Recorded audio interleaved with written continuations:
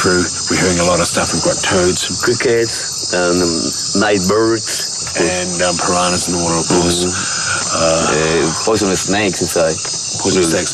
What's the bushmaster we talked about earlier? That's more peligrosos. Yes, this is more dangerous. Yeah.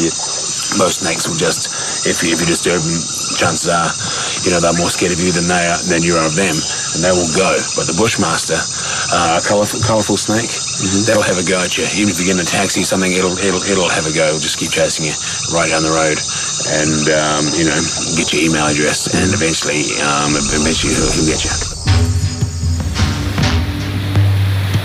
The next morning, the team must find a place to swap their powerboat for a local canoe.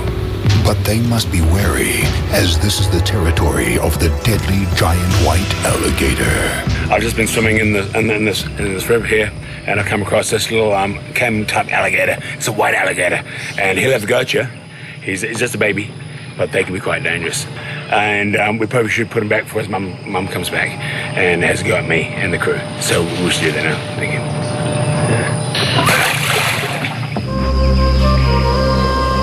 Here in the jungle, you have to have your wits about you.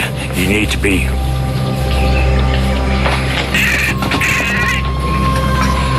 When you're in the jungle like this, you have to work in with a lot of different animal species. This is a domestic sloth. And look at him as he tries to put his arms around me constantly. That's what he does. That's his thing. He just wants to hang out.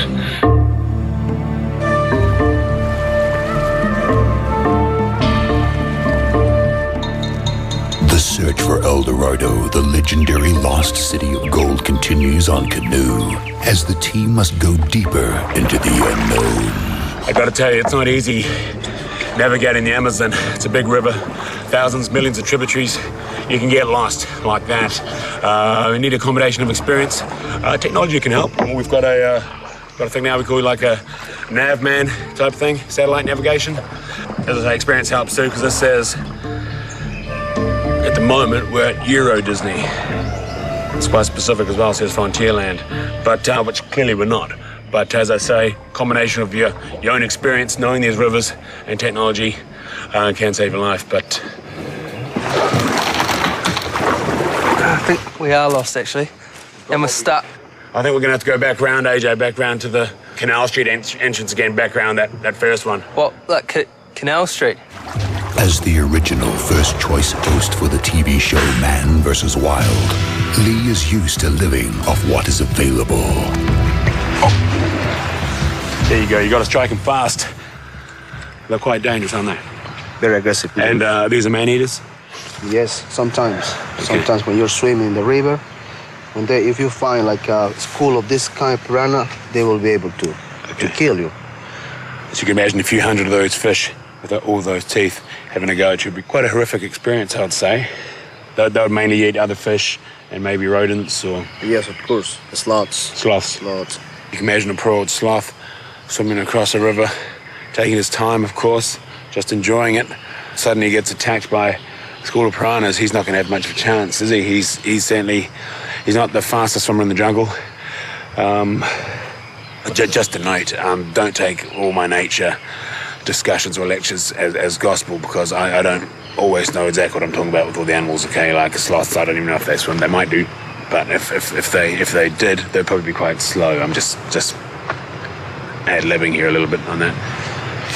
Their primary goal is to find archaeologist Heinrich Rolfson's plane wreckage, which lies hidden somewhere deep in the jungle.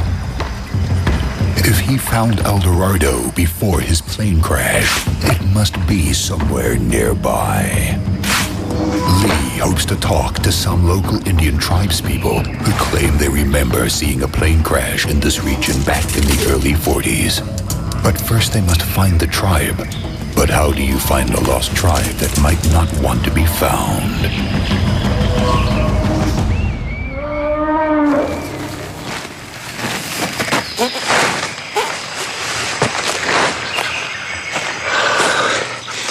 Gotta tell you, I'm not enjoying the food. This kind of chips and monkey brain fettuccine last night, and it's really come back to haunt me. I'll be honest with you, I've been shitting through the eye of a... Needle? No, a hurricane. You want to see it in there? A perfect storm all over the show. And be honest with you, I don't think we're going to get a deposit back on that. on the tent. It's, might as well leave it there. Coming up, on their quest for El Dorado, the team must find a Nazi plane wreck. And then later, they take part in an ancient and mysterious tribal ritual. And find out what's bothering AJ. So it makes me look like I'm getting aroused. It just kind of makes me look like a bit of a sex tourist. We're not going to deposit back anyway on that. As we know, Bingham didn't discover Machu Picchu till 1911, so it's easy to see how a city could be lost in the jungle here of Peru and be concealed for years. So that's what we're counting on. If El Dorado doesn't exist, this is where it's going to be. We're not going to see it. Basically, what we have to do is keep searching, keep going, following our clues, and we've got a good chance as anyone of finding that. Top though. The team knows that the jungle can be their friend or their worst enemy, and it won't give up its mysterious secrets easily. The team must be patient, and they must be wary of hidden dangers. Sí, el canero es un pez que se encuentra en el Amazonas, va hacia arriba, estás nadando, como es como un pelo, puede meterse por cualquier lado. Jimmy is our guide. He's asked me explaining if we didn't have enough trouble with this trip. There's a creature in the river here called the carnero that goes right up the urethra of your penis, and in the water goes right up there, hooks on like Batman's bat hook, hangs in there, and you're not going to get that out. It's like a cocktail umbrella, really, like a resort cocktail, one of those sort of fans out, sticks in there, and which is just as well. We've been wearing condoms for the whole trip. All of us, the whole crew, even Brent on camera there. We only bought 3, so we've just been using one the whole trip each. So. But who knows? You might get a root out here in the bush as well. You just don't know that. So.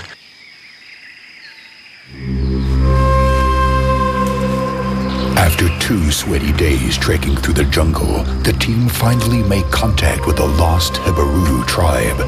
But do they have any knowledge of the Nazi archaeologist plane? Or more importantly, El Dorado?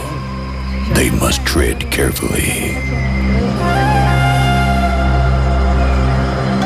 This is Oscar and Chantal. They're the great tribespeople, and they're welcoming us here.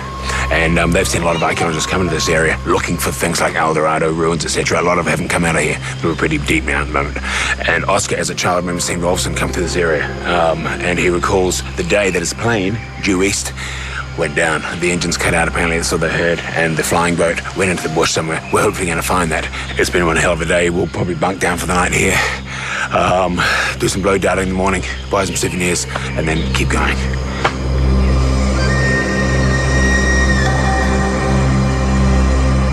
This is a wee boa.